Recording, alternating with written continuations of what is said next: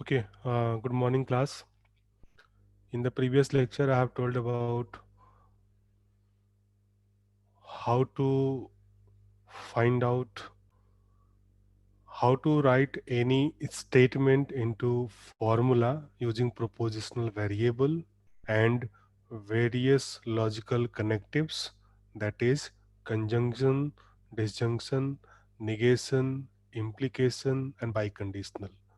We have find their truth tables also, and we have defined how to obtain the truth table for any given compound formula or compound proposition. Okay, after that we have defined how to obtain the converts, inverts, and contrapositive for a given implication statement. And then after we have discussed about how to find out whether a given compound proposition is a tautology, contradiction, or contingency. Okay, and after that we have discussed about various logical equivalences, and using these logical equivalences we can prove any equivalence of compound proposition. Okay, so moving ahead, now the next topic is the validity of arguments. Means we are provided with a paragraph, or you can say a collection of statements, and then we have to determine whether it follows to the valid conclusion or not. Okay, so this kind of thing is known to be as argument validity. So whatever argument we have provided, we have to determine whether it is a valid argument or invalid. Okay. So this can be done by the use of this logic theory, and how it can be defined. So for that we are saying here this one. First of all, we are defining what is argument here. So we are saying that an argument in propositional logic is a sequence of propositions. Okay. So whenever we are talking about argument in context to propositional logic, it is what? It is generally a sequence of propositions. Okay. Means there will be more than one propositions in a sequence. Now, all but the final proposition in the argument. Okay, so whatever the sequence of propositions we have, we are talking about all the propositions except the final one. Last वाले को छोड़ के बाकी सब जो है, these are called to be as premises or hypothesis or antecedent. Okay, so this is known to be as premises or hypothesis or antecedent. And the final proposition is called to be as the conclusion or consequence. Okay, so this is the definition for argument and what is premises. So here we are saying any argument is a sequence of propositions, and from that sequence of proposition, except the last one, is called to be a set of premises or hypothesis, and the last proposition or the final proposition is called to be as the conclusion. Okay, now let us say this one. Suppose this is the statement: if you have a current password, then you can log onto the network. You have a current password, therefore you can log onto the network. Now this is a set of, और this is a sequence of statement और propositions. ये एक proposition है. If you have a current password then you can log on to the network. ये एक आपका जो है सेंटेंस है. दूसरा सेंटेंस है you have a current password, और ये तीसरा से स्टेटमेंट है you can log on to the network. Okay, so what we are saying here, this is an argument because this is a sequence of propositions. Now in this argument, all except the last one, यानी कि ये सभी premises हैं, ये एक premise है, ये दूसरा प्रीमाइस है, लेकिन ये जो है this is called to be as conclusion, क्योंकि हम लास्ट प्रीमाइस को हम कंक्लूजन बोल रहे हैं, तो this part is known to be as conclusion and this two are called to be as the premises, and this collectively known to be as an argument. Okay, so here we are saying this is an argument with two premises and a conclusion. एक premise हो गया आपका, if you have a current password then you can log on to the network, ये एक premise है. दूसरा premise होगा आपका, that is you have a current password, और ये जो third है that will be the conclusion part, that means you can log on to the network. Okay, so this collectively known to be as an argument, out of which these two are premises and this one is the conclusion. Now what is the validity of argument? So here we are saying an argument is valid, ठीक है, an argument is valid if the truth of all its premises, okay, if all the premises are true, implies the conclusion is true. Okay, so what we are saying here, an argument is valid, ठीक है, so whenever we have a sequence of propositions, then that sequence will be a valid argument if the truth of all its premises implies that the conclusion is also true. Okay, so this is known to be as validity of argument. Okay, this is called to be as validity of argument. So here we are defining that any argument is valid if the truth of all its premises implies the conclusion is also true. Okay, so what is this argument form? So here we are saying an argument form in propositional logic is a sequence of compound propositions involving propositional variables. तो जो हमने पहले statement के form में लिखा था, अब हम उसको प्रोपोजिशनल वेरिएबल के फॉर्म में लिखेंगे. ठीक है, लेट अस से सपोज एक आर्गुमेंट है जिसमें प्रीमाइसेज हैं P1 P2 P3 and so on Pn, और उसका कंक्लूजन है Q. So here we are defining that the argument will be a valid whenever the conjunction of premises implies conclusion is a tautology. Okay, so this is the statement where we are saying that the conjunction of premises implies conclusion is a tautology. Then only we can say that the premises, the given argument is valid. So whenever we have to determine the validity of any argument, we have to check for the conjunction of premises implies the conclusion. This is what P1 P2 Pn, ये सभी premises हैं.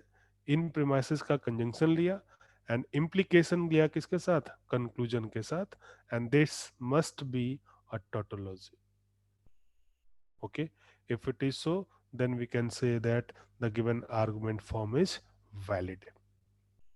So the key to showing that an argument in propositional logic is valid is to show that its argument form is valid. और मैंने अभी बताया कि कोई भी argument form valid कब होगा, whenever the conjunction of premises implies conclusion is a tautology. ठीक है, और tautology का मतलब it is always true. Got that? So whenever we have to determine the validity of any argument, we will determine the conjunction of premises implies conclusion is a tautology. Okay. So moving ahead, let me take one example. Let us say this one. The same problem. if you have a current password, then you can log on to the network. You have a current password, therefore you can log on to the network. Now let us say we have to determine the validity of this argument. ये एक argument है, जिस argument में हमने क्या किया कि if you have a current password then you can log on to the network. ये एक स्टेटमेंट है या एक प्रिमाइस है। दूसरा प्रिमाइस है you have a current password, और तीसरा जो थर्ड कंक्लूजन है that is you can log on to the network. So we have to find out whether this is a valid argument. So for this, what we have to do, so we have to check for whether the conjunction of premises implies conclusion is a tautology. So how to do this? So first of all, we have to convert this argument into argument form, यानी कि variables हम use करेंगे। तो variables क्या क्या हैं? तो late us say p represent you have a current password, q represent you can log on to the network, then the argument form will be what? So tell me, what is the first premise? According to this, what is the first premise? Any one of you?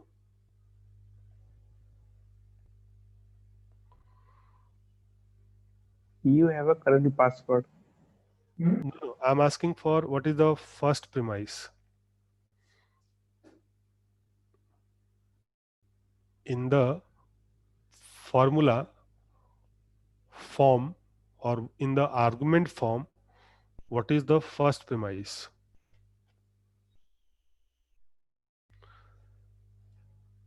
देखो ये argument है आपका, इसका first premise क्या है? If you have a current password then you can log on to the network. So tell me, what is the formula for this?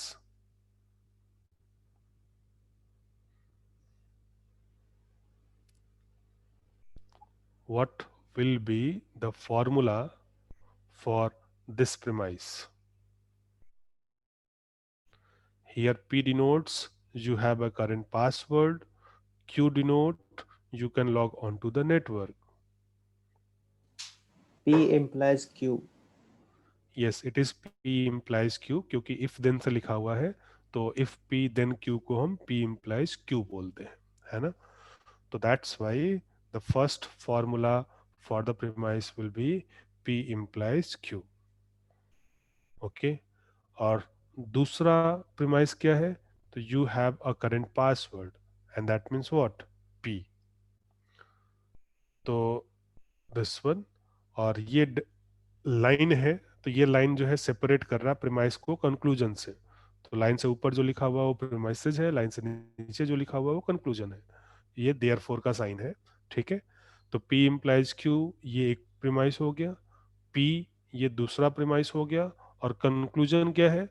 You can log on to the network, and what is this? This is Q, therefore Q।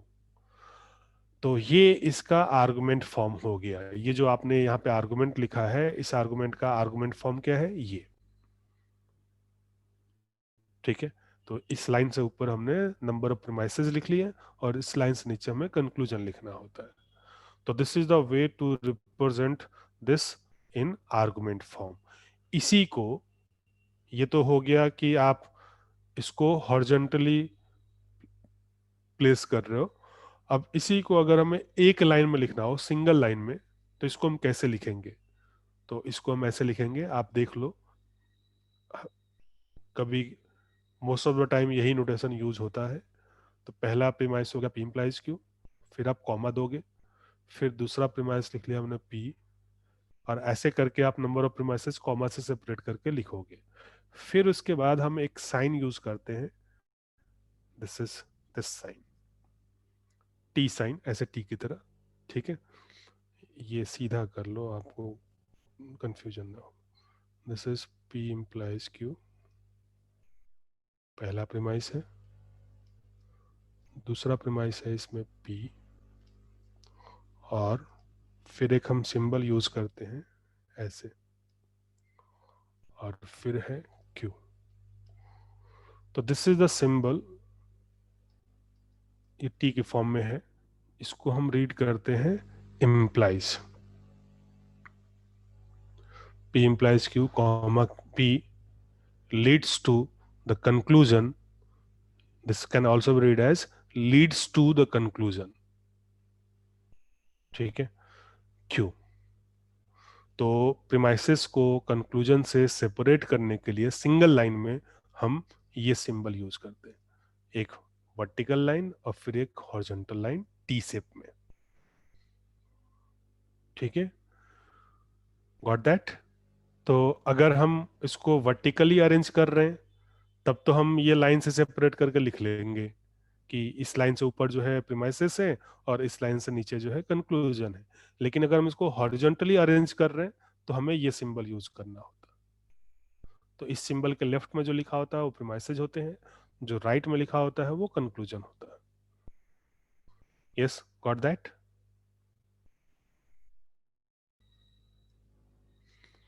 Okay. Now, as I have told you, whenever we have to determine the validity of any argument, what we have to do? So we have to check for the conjunction of premises implies conclusion is a tautology. यानी अगर हमें ये decide करना है कि ये argument valid है तो उसके लिए हमें ये फाइंड आउट करना होगा कि ये जो है P implies Q, ये पहला प्रेमाइस है. कंजंक्शन दूसरा premise, that is P conjunction P, और ये पूरा implies conclusion, that is Q. आपको ये डिटरमाइन करना है कि ये जो पार्ट है this is a tautology. If it is so we can say that this argument is valid. अगर हम ये फाइंड आउट कर पाए कि ये जो है this represents a tautology, then we can say that the given argument is valid. Okay, और इसको टोटोलॉजी शो करने के लिए आपको एक ट्रूथ टेबल बनाना होगा और उस ट्रूथ टेबल में ऑल वैल्यूज ट्रू आनी चाहिए. So find out whether you are getting tautology or not. You can respond me yes or no. Construct the truth table and find out whether this is a tautology or not. ये जो मैंने लिखा है,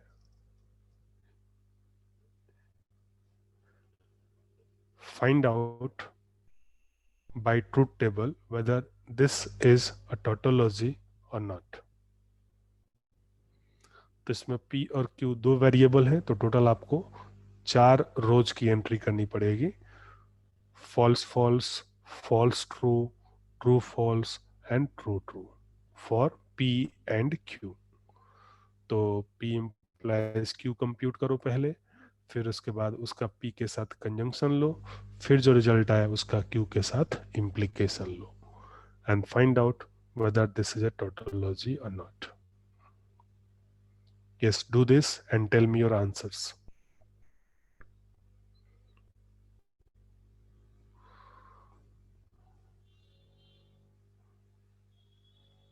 Everyone, do this and tell me your answers whether you are getting a tautology or not. For this, as I've told you, whenever we have to determine the validity of any argument, we have to check for whether the conjunction of premises implies conclusion is a tautology. तो conjunction of premises का मतलब दो premises है, दोनों का conjunction लिया और इसका इम्प्लीकेशन ले लिया हमने कंक्लूजन के साथ, और अब हमें ये चेक करना है कि ये एक टोटोलॉजी है. So draw the table and find out whether it represents a tautology or not. So you have to maintain the entries for 4 rows, that is false false, false true, true false and true true.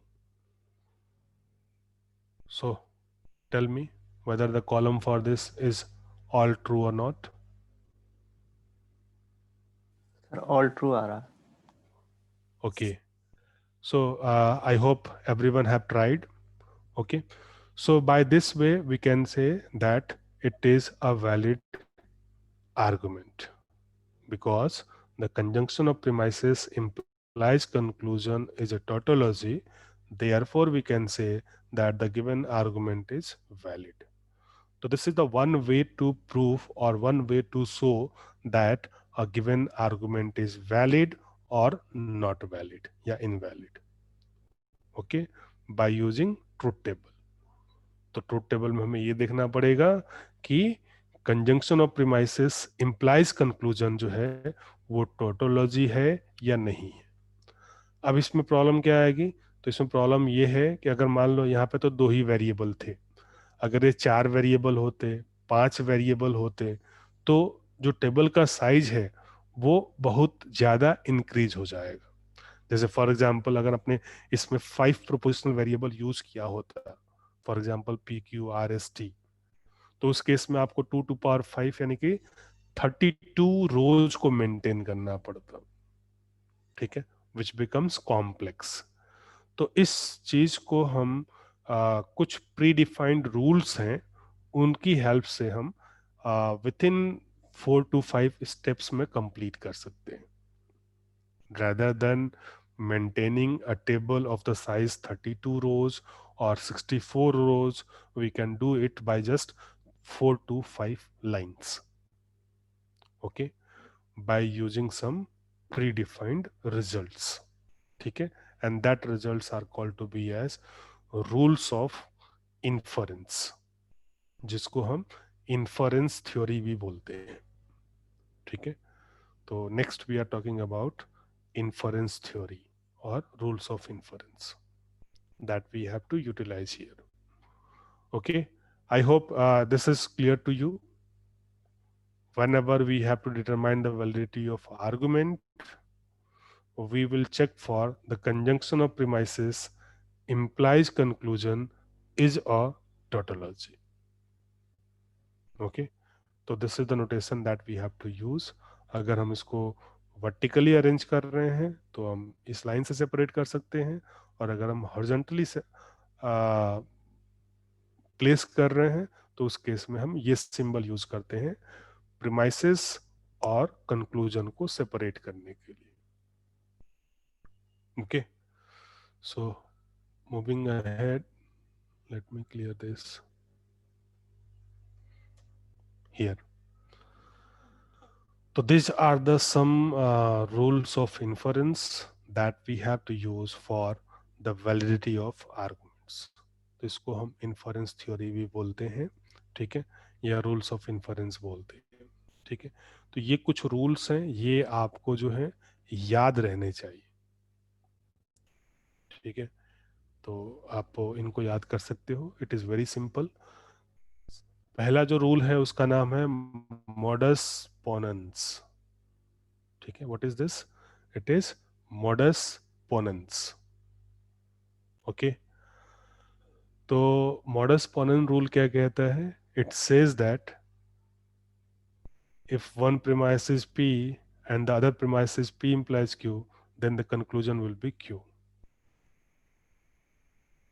ये अभी हमने proof किया पिछले example में कि P और P implies Q का conjunction, अगर हम इसका Q के साथ इम्प्लीकेशन लें तो ये टोटोलॉजी होगा। ठीक है, तो ड्यू टू दिस, क्योंकि ये एक टोटोलॉजी है, तो उसके बेसिस पे हमने इसको एक रूल फॉर्म दे दिया, दैट इज कि अगर एक प्रीमाइस P है, दूसरा प्रीमाइस जो है आपका P इम्प्लाइज Q है, तो उसका कंक्लूजन हमेशा हम Q यूज कर सकते हैं। ठीक है, ये एक वैलिड आर्गुमेंट है। ठीक है, तो किसी भी आर्गुमेंट की वैलिडिटी को प्रूफ करने के लिए इसको हम as a rule of inference use कर सकते हैं डायरेक्टली, क्योंकि ये ऑलरेडी प्रूव्ड रिजल्ट है। तो this rule is known to be as modus ponens. ठीक है, तो ये है। दूसरा, अगर आपको ध्यान हो, याद हो कि मैंने आपको बताया था कि कोई भी इम्प्लीकेशन स्टेटमेंट और उसका कॉन्ट्रापोजिटिव, दोनों इक्विवेलेंट होते हैं। क्या बताया था मैंने आपको कि जो स्टेट इम्प्लीकेशन स्टेटमेंट है और उसका जो कॉन्ट्रा पॉजिटिव है दोनों इक्विवेलेंट होते हैं, यानी कि P implies Q is logically equivalent to negation of Q implies negation of P। ठीक है, तो इसी को हम सेकेंड रूल में यूज कर रहे हैं, that is called modus Tollens. ठीक है, ये आपको याद करना है, बिना आपको इसको याद किए आप रिजल्ट को यूज नहीं कर पाओगे, क्योंकि जब भी हम किसी आर्गुमेंट के वैलिडिटी को प्रूफ करते हैं तो वहां पे हमें मेंशन करना होता है कि कौन सा हम इन्फरेंस रूल यूज कर रहे हैं, whether we are using modus ponens or whether we are using modus tollens। ठीक है, तो modus tollens क्या है कि एक प्रीमाइस अगर निगेशन ऑफ Q है और दूसरा प्रीमाइस जो है आपका P implies Q है, तो उसका कंक्लूजन होगा निगेशन ऑफ P। ऐसा क्यों? तो उसका रीजन ये है कि ये जो है हमेशा टोटोलॉजी होता है, आप वेरीफाई कर सकते हो। Negation of Q conjunction P implies Q and then this entire implies negation of P is a tautology। मैंने आपको बताया था conjunction of premises implies conclusion is a tautology, तो ये भी tautology है, इसलिए हम इसको as a result directly use कर सकते हैं। इसका रीजन ये भी है क्योंकि P implies Q जो है वो negation of Q implies negation of P के इक्विवेलेंट होता है due to rules of contraposition. ठीक है, थर्ड रूल है आपका हाइपोथेटिकल सिलोजिज्म, जो ट्रांजिटिविटी रूल पे डिपेंडेंट है, जिसमें ये बोला गया है कि P implies Q है और Q implies R है, तो इसका कंक्लूजन होगा P implies R। यानी P Q को इम्प्लाई कर रहा है, Q R को इम्प्लाई कर रहा है, तो उसका कंक्लूजन होगा P R को इम्प्लाई करेगा। ठीक है, ऐसा इसलिए है क्योंकि अगेन ये एक टोटोलॉजी है, P implies Q conjunction Q implies R, और implies P implies R लोगे और इसका टेबल बनाओगे तो आपको एक टोटोलॉजी मिलेगा। तो this rule is known to be as hypothetical syllogism. Okay, this rule is known to be as hypothetical syllogism. ठीक है, फोर्थ रूल है that is called disjunctive syllogism, क्योंकि यहाँ पे हम डिसजंक्शन यूज कर रहे हैं, तो that's why this is called to be as disjunctive syllogism. क्या कह रहा है ये कि P डिसजंक्शन Q एक प्रीमाइस है और दूसरा प्रीमाइस हो आपका निगेशन ऑफ P, तो उसका कंक्लूजन होगा Q। ठीक है, ये इसलिए क्योंकि ये एक टोटोलॉजी है, P disjunction Q conjunction negation of P implies Q, this is a tautology। Okay, तो इसलिए हमने इसको as a rule of inference use कर लिया कि एक प्रीमाइस P डिसजंक्शन Q है, दूसरा प्रीमाइस निगेशन ऑफ P है, तो कंक्लूजन होगा Q।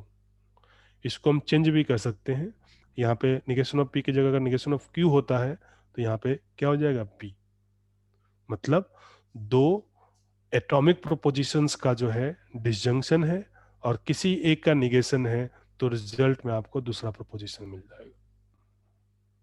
तो this is known to be as disjunctive syllogism. Okay, तो मैंने आपको बताया मॉडस पोनेंस, फिर बताया मैंने आपको मॉडस टॉलेंस, फिर बताया मैंने आपको हाइपोथेटिकल सिलोजिज्म, फिर बताया मैंने आपको डिसजंक्टिव सिलोजिज्म। तो आपको एक ट्रिक की तरह इसको याद करना पड़ेगा। इसमें क्या ट्रिक हो सकता है? तो पहले में ये है कि एक इम्प्लीकेशन है और दूसरा जो है उसका लेफ्ट साइड है इम्प्लीकेशन का, तो मॉडस पोनेंस लगेगा। एक इम्प्लीकेशन है और राइट साइड का निगेशन है, तो लेफ्ट साइड का निगेशन कंक्लूजन में आएगा, तो ये कहलाता है मॉडस टॉलन। दो इम्प्लीकेशंस हैं ट्रांसिटिविटी रूल पे, तो this is called to be as hypothetical syllogism. और एक डिसजंक्शन है और किसी एक का निगेशन है, तो उस केस में हम डिसजंक्टिव सिलोजिज्म अप्लाई करते हैं। ठीक है, तो ये चार रूल हैं that is of most important, क्योंकि ज़्यादातर केसेस में हम इन्हीं रूल्स को यूज करते हैं। ज़्यादातर जो भी प्रॉब्लम्स मिलेंगे आपको उनमें इनमें से कोई ना कोई रूल जरूर यूज हो रहा हो। ठीक है, फिर हम आते हैं next rule, that is called addition. Addition rule simply ये कहता है कि अगर कोई प्रीमाइस है तो उसके साथ आप किसी और प्रीमाइस का एडिशन कर सकते हो, इट विल बी वैलिड। ठीक है, तो अगर कोई प्रीमाइस पी है तो उसके साथ हम प्रीमाइस क्यू का डिजंक्शन कर सकते हैं। क्यों? तो उसका रीजन ये है कि P implies P disjunction Q जो है वो टोटोलॉजी होता है। इसी का जस्ट रिवर्स प्रोसेस है सिंप्लीफिकेशन। सिंप्लीफिकेशन में ये बोला गया है कि अगर दो प्रीमाइसेस का कंजंक्शन दे रखा है तो आप उसको सेपरेटली यूज कर सकते हो। तो P कंजंक्शन Q है तो वहां से हम P यूज कर सकते हैं, या P कंजंक्शन Q है तो वहां से हम Q यूज कर सकते हैं। उसका रीजन ये है कि P conjunction Q implies P, ये टोटोलॉजी होगा। इन the same way P conjunction Q implies Q, ये भी एक टोटोलॉजी होगा। ठीक है, तो ये हो गया आपका सिंप्लीफिकेशन, जहाँ पे हम सेपरेट कर रहे हैं। और जब ज्वाइन करते हैं तो हम उसको बोलते हैं कंजंक्शन, यानी P एक अलग प्रीमाइस है, Q एक अलग प्रीमाइस है, तो हम कंक्लूजन उसका ले सकते हैं कि P कंजंक्शन Q जो है ये एक इक्विवेलेंट प्रीमाइस होगा। ठीक है, तो ये कंजंक्शन कहलाता है। और the last one that is P disjunction Q और negation of P disjunction R, यानी कि एक के साथ P के साथ जो है Q है और निगेशन ऑफ P के साथ R है डिजंक्शन में, तो इन दोनों का कंक्लूजन हो जाएगा Q डिजंक्शन R। ये P पार्ट जो है रिजॉल्व हो जाएगा। तो इसको हम P को, वेरिएबल P को यहाँ पे रिजॉल्वेंट बोल रहे हैं। तो ऐसा इसलिए है क्योंकि अगेन ये एक टोटोलॉजी होता है। तो this rule is known to be as resolution. तो ये कुछ इंपॉर्टेंट रूल्स हैं। अब ये जो मैंने लिखा हुआ है बीच वाला, ठीक है, वो मैंने उस डेफिनेशन से लिखा है कि conjunction of set of premises implies conclusion is a tautology, then only the given argument will be valid। तो ये आर्गुमेंट जो है वैलिड तभी होगा जब ये एक टोटोलॉजी हो, और ऑलरेडी हमने वेरीफाई कर लिया कि ये एक टोटोलॉजी है, तो that's why this can be used as a rule, and that rule is called to be as modus ponens. In the same way ये एक टोटोलॉजी है, तो that's why this will be used as a rule, and this known to be as modus tollens, and so on for next one. So these are the some very important rules in context to validity of arguments, and these rules are called to be as rule of inference or inference theory. So anyone having queries up to this, you can ask.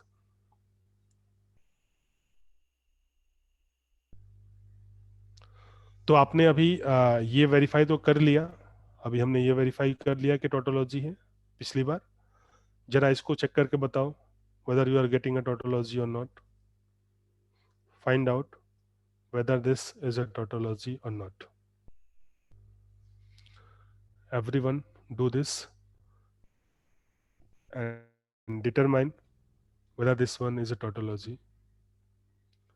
Negation of Q, conjunction P implies Q, और इस पूरे का implication negation of P.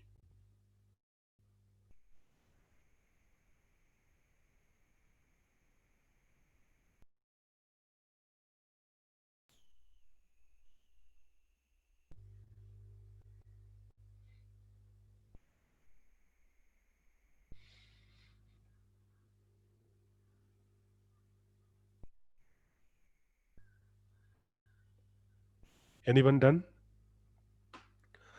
इसमें भी हम दो variable use कर रहे हैं P और Q, तो आपको 4 रो की एंट्री करनी पड़ेगी, false false false true true false and true true. ठीक है, make the table and find out whether you are getting all true values or not.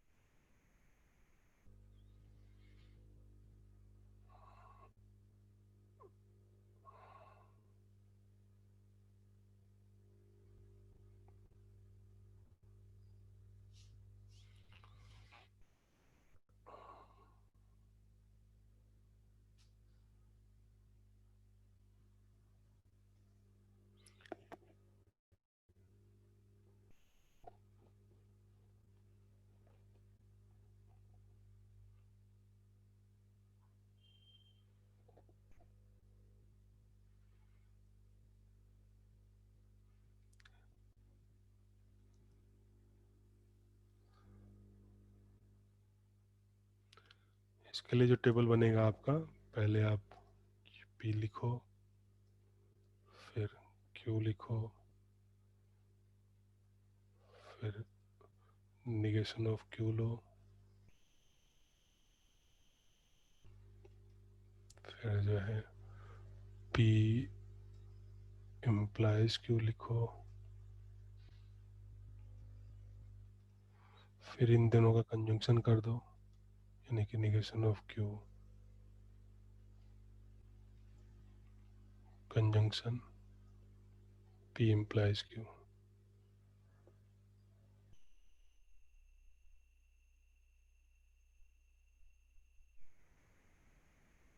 फिर उसके बाद आप निगेशन ऑफ P का लिखो, और फिर इसके बाद लास्ट दोनों का इम्प्लीकेशन ले लो, इसका इसके साथ इम्प्लीकेशन ले लो। तो ये हो गया निगेशन ऑफ Q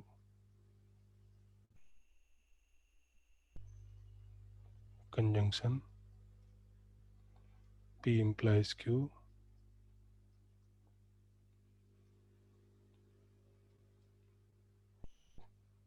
ठीक है, और implies negation of P. You have to check for whether this is a tautology or not. ठीक है, so how to do this? So as I've told you, it consists of 4 rows, that is for false false, false true, then we have true false, and then true true. So any one of you have done? Yes, sir. Yes, sir. So whether you are getting tautology or not? Yes, sir. Tautology. Tautology है. Yes, sir. Totally. ठीक है, तो ये जो last column है इसमें सारी true value आएंगी चारों। तो that's why we are saying that this can be used as a rule, and that rule is known to be as modus tollens. ठीक है, यानी एक इम्प्लीकेशन दिया हो और फिर राइट साइड का निगेशन दिया हो, तो हम लेफ्ट साइड का निगेशन जो है कंक्लूजन में ले सकते हैं। ठीक है, और इसी का ये इसलिए भी है क्योंकि ये जो है we have already verified that the implication statement is equivalent to its contrapositive, और P इम्प्लाइज Q का कॉन्ट्रापोजिटिव होता है negation of Q implies negation of P। तो इसलिए अगर निगेशन ऑफ Q ले रहे हैं तो रिजल्ट में निगेशन ऑफ P आएगा। ओके, इसी तरीके से आप इसको भी वेरीफाई कर सकते हो, किसी को भी वेरीफाई कर सकते हो। तो these are the some very important rules in context to logic theory, that is modus ponens, modus tollens, hypothetical syllogism, disjunctive syllogism, addition, simplification, then conjunction and then resolution। ठीक है, तो ये आपको बाय नेम याद होने चाहिए, तभी आप आगे के प्रॉब्लम्स को कर पाओगे। ओके केतन, आप इसको विदाउट ट्रूथ टेबल भी कर सकते हो। Let me do this. ये आपका क्या है, इसको हमें टोटोलॉजी प्रूफ करना है। तो मैंने आपको बताया था सबसे पहला काम हम करते हैं इम्प्लीकेशन हटाने का। ठीक है, तो देखो अगर हम इसको सिंप्लीफाई कर ले, निगेशन ऑफ Q ये है, और कंजंक्शन ये क्या है, P इम्प्लाइज Q। तो P इम्प्लाइज Q को हम लिख सकते हैं negation of P disjunction Q। बोलो, P इम्प्लाइज Q को हम ये लिख सकते हैं, और बाहर तो है ये अभी इम्प्लीकेशन, तो इसको आप एज इट इज रहने दो। मान लो हम पहले अंदर वाला सिंप्लीफाई कर रहे हैं, तो हम पहले ये वाला इम्प्लीकेशन हटाते हैं, है ना। तो अब इसके बाद अब ये क्या है, कंजंक्शन, और ये क्या है, डिसजंक्शन। तो we will apply distributive law. तो डिस्ट्रीब्यूटिव लॉ लगा लो, तो ये हो जाएगा negation of Q conjunction negation of P, और बीच में आ जाएगा क्या, डिसजंक्शन, ये वाला, इस पे हम डिस्ट्रीब्यूट कर रहे हैं डिसजंक्शन, और इधर आ गया negation of Q conjunction Q। ठीक है, और ये हो गया इम्प्लाइज निगेशन ऑफ पी। अब देखो ये पार्ट क्या होगा, फॉल्स, क्योंकि क्यू ट्रू होगा तो निगेशन ऑफ क्यू फॉल्स होगा, और क्यू फॉल्स होगा तो निगेशन ऑफ क्यू ट्रू होगा, और ट्रू और फॉल्स का कंजंक्शन क्या होता है, फॉल्स। ठीक है, और ऑलरेडी हम निगेशन लॉ से हमें पता है कि ये फॉल्स होता है, एफ होता है, तो उससे भी लिख सकते हो आप, या फिर आप ऐसे भी फाइंड आउट कर सकते हो। ठीक है, तो ये पार्ट हो गया फॉल्स, ये पार्ट फॉल्स हो गया, और ये पूरा इसका डिसजंक्शन है फॉल्स के साथ। तो as you know this is due to domination law. तो डोमिनेशन लॉ में मैंने बताया है कि P disjunction F is equals to is equivalent to P. क्यों, तो उसका सिंपल सा लॉजिक ये भी है कि डिसजंक्शन में अगर एक फॉल्स है तो उसकी ट्रूथ वैल्यू दूसरे पे डिपेंडेंट होगी, दूसरा ट्रू होगा तो ट्रू हो जाएगा, दूसरा फॉल्स होगा तो फॉल्स हो जाएगा। ठीक है, तो due to that domination law इस पूरे ब्रैकेट की वैल्यू क्या हो जाएगी, negation of Q conjunction negation of P. ये हो गया। अब ये बचा केवल आपके पास, और फिर क्या है बाहर, इम्प्लीकेशन निगेशन ऑफ पी। अब इस इम्प्लीकेशन को हटा लो, तो इस इम्प्लीकेशन को हटाओगे तो इस पूरे का नॉट हो जाएगा, यानी कि negation of negation Q conjunction negation P. क्योंकि इम्प्लीकेशन में क्या होता है, पहले का नॉट करते हैं, फिर डिसजंक्शन, और फिर दूसरा टर्म। ये लिख लिया। अब डिमॉर्गन्स लॉ से इस नॉट का अंदर करो, तो ये निगेशन ऑफ निगेशन क्यू हो जाएगा, तो डबल निगेशन से क्यू हो जाएगा, ये कंजंक्शन डिसजंक्शन में चेंज हो जाएगा, ये निगेशन ऑफ निगेशन पी यानी कि पी हो गया, और फिर क्या है, निगेशन ऑफ पी। ठीक है, ये मिल गया। Now by associative law we can change the association of brackets, यानी कि ये हो गया क्यू डिसजंक्शन, और ब्रैकेट हम लगा लें पी और निगेशन ऑफ पी में, क्योंकि सेम ऑपरेटर है, दोनों तरफ डिसजंक्शन ही है, तो इसलिए हमने एसोसिएटिव लगाया। अगर डिफरेंट होता तो डिस्ट्रीब्यूटिव लगाते। और this is what, this is always true due to negation law, this is true, बोलो, क्योंकि ये ट्रू होगा तो ये फॉल्स होगा, ये फॉल्स होगा तो ये ट्रू होगा, और ट्रू और फॉल्स का डिसजंक्शन हमेशा क्या होता है, ट्रू। तो ये ट्रू हो गया, तो that's why we have got Q disjunction T. और डिसजंक्शन में एक ट्रू है तो दूसरा ट्रू हो या फॉल्स हो, रिजल्ट हमेशा क्या होगा, ट्रू। तो that's why this is a tautology. तो आप इसको इन लॉजिकल इक्विवेलेंसेस को यूज करके भी, या लॉजिकल आइडेंटिटीज को यूज करके भी प्रूव कर सकते हो without using truth table. Got that? Yes Ketan, is it clear?